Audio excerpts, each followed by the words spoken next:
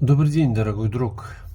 Недавно общаясь с одним человеком, который находится при смерти, и характер которого был очень жестким и грубым в период его здравия, я заметил одну интересную странность, а именно то, что этот человек стал таким мягким и милосердным. И потом вспомнил всех тех людей, которых я провожал на смертном одре, они все стали очень мягкими. Последние минуты своей жизни, последние часы, последние дни, недели, месяцы, они становились такими милосердными людьми. И потом осознал одну простую истину.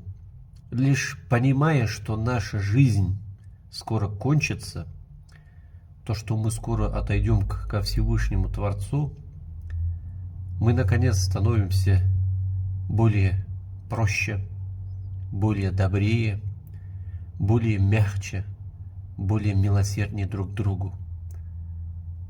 И закрадывается вопрос, а почему же мы по отношению друг к другу во здравии, в достатке такие злые? Наверное, потому что думаем, что будем жить вечно. Возможно, мы окутаны этим иллюзорным обманом, красивой картинкой, что будем в этом мире бесконечно долго.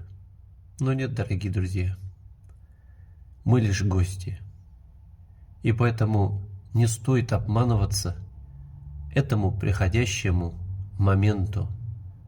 Не стоит обманываться страстям этой яркой, безусловно, жизни, потому что чем больше мы поддаемся всему этому, тем меньше милосердия в нас, тем меньше доброты в нас, тем больше жадности, грубости и жестокости присутствует в каждом человеке. Мы лишь гости, мы не хозяева этого мира. Мы тут не навечно, мы лишь зашли на некоторое время и скоро выйдем отсюда. Поэтому мементо мори, помните о смерти, как наш пророк Мухаммад, Мустафа, алейхиссаляту вассалям, сказал: не забывайте разрушительницу наслаждений смерти.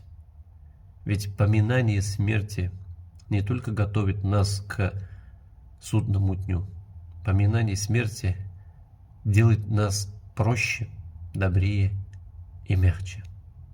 Всем всего самого наилучшего. Мир вам.